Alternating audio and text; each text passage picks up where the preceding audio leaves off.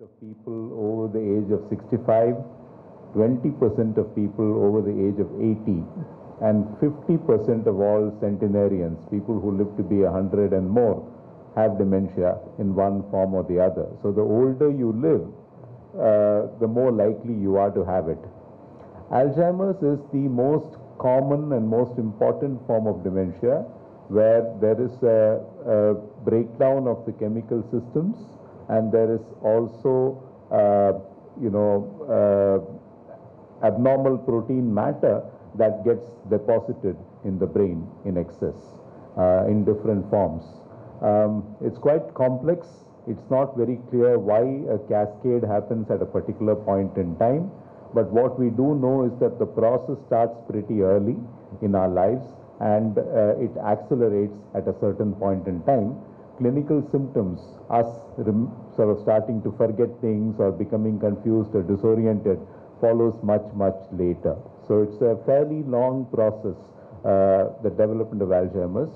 What's very important to remember is that the decline of dementia and the consequences of dementia are very preventable, and therefore there's much that we can do early on in life to prevent either the onset or slow down the onset and slow down the decline.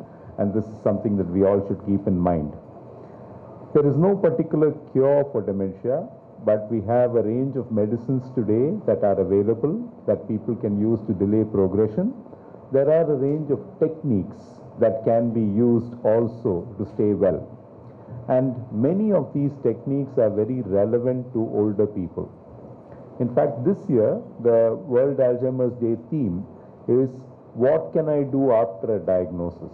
And in that sense, today what we are talking about, the 3M approach, is very relevant, because all of this can be done, and having dementia of any form, including Alzheimer's disease, is a risk factor for a breakdown in mental health. We forget that, very often we forget that depression is exceedingly common in older people. It's about 1 in 5 older people are depressed. And COVID has brought forward that loneliness, isolation, all the risk factors for depression are very, very significant in this time of the pandemic. And then to add to that, of course, when you have problems with memory or problems with brain function, then you're doubly at risk of mental health conditions. And you'll hear a little bit in today's presentation about what kind of mental health problems people with dementia and other age-related conditions face. So we'd like to, today what we are doing also, apart from talking about 3M, the integrative medicine approach to looking after an older person, apart from talking about it as an experiential concept, we are also presenting some data from real patients, people who've gone through our entire program, and when we track their journeys, how they have done in the program. So we're very happy also to be sharing some important scientific data on how integrative medicine can make a difference for older people. And that really is the content of today's program. I'm very happy to have all of you here mark World Alzheimer's Day with us. We should all remember, not to forget those who forget, because there's a very great tendency for all of us to do that. So with those few words, I'm going to hand you back to Sabira and team so that they can put forward their presentation of the 3M approach. Thank you so much. So, good evening, everyone. So I'm here to just tell you about what is physiotherapy and what physiotherapy does for the elders, and what and all the techniques we are using for the under physiotherapy to treat the patients.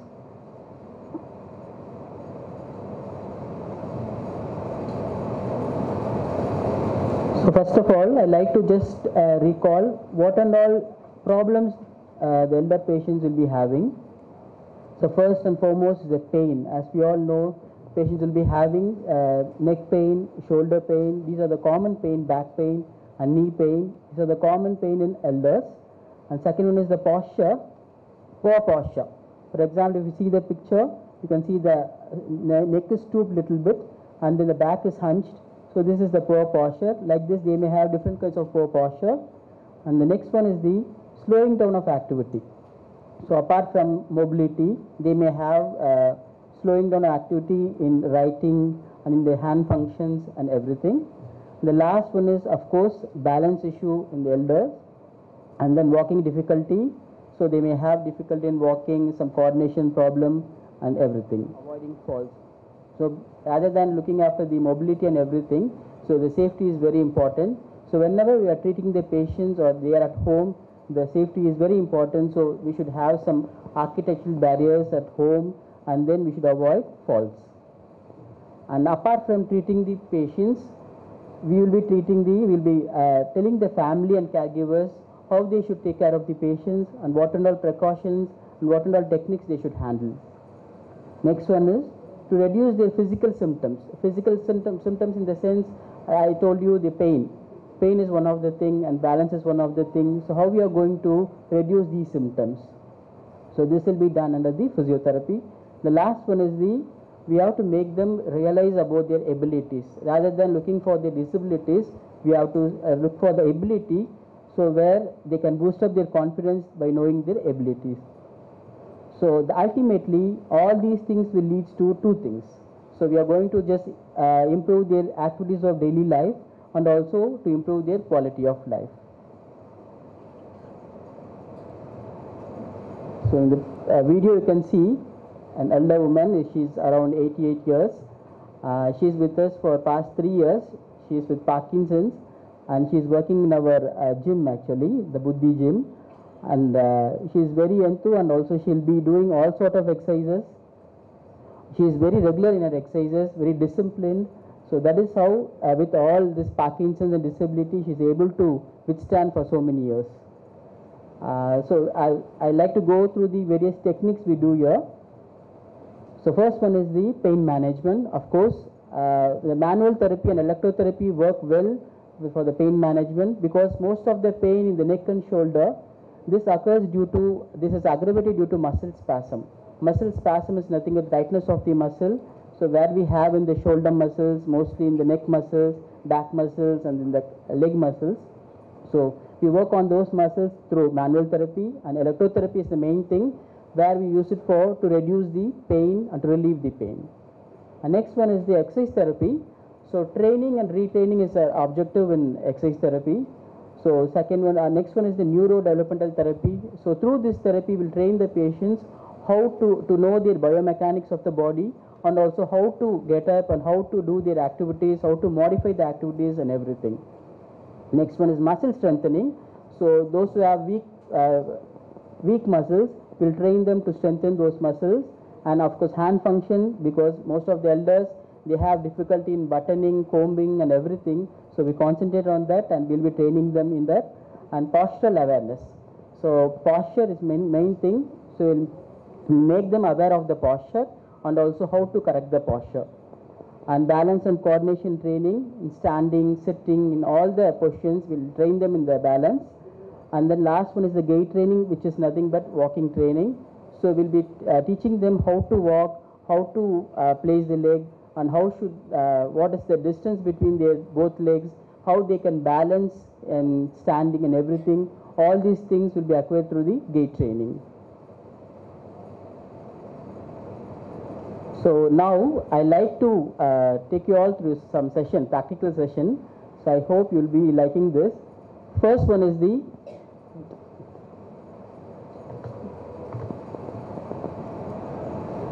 so just think straight, your neck should be straight, your shoulder level should not stoop like this, you should be straight. And your both feet should be on the floor. Yeah. So this is a good sitting posture. With this sitting posture, you will be able to work on the system or to see the mobile phones and everything. This is very good posture which will prevent your muscle spasm in the neck and the back. So this is a good muscle technique. And also you should think that something is pulling from a string is pulling from your head, top of the head. Okay, so that you can make your posture straight always. So this is the one. Next we'll move on to the exercises. Before going to the exercises, I like to make it like patients with dementia or any other problems the elder patients are having, they can make their exercises very pleasant. In the sense, make it pleasurable and so it should be liked by the patient and easy to implement and do it and appropriate to the level of function. This is very important. According to the ability, we should train them in the functions and make it safe, as I told you earlier, and make it aerobic. That is, the heart and lungs also should work along with the exercises.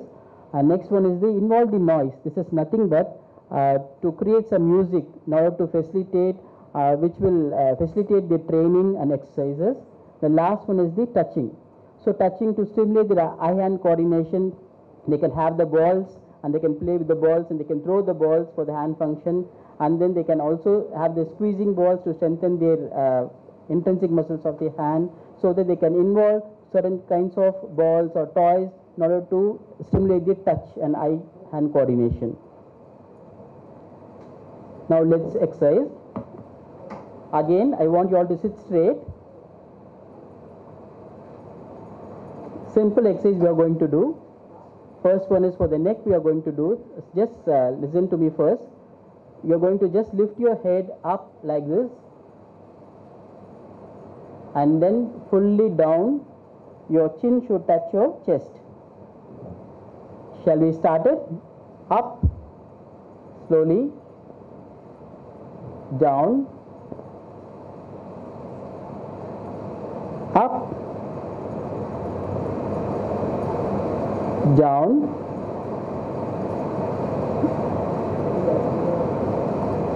up, and down. Relax. Now we can do the turning exercise of the neck. That is turning towards your left fully as much as you can and towards your right as much as you can. Now we can start left, right, left, right,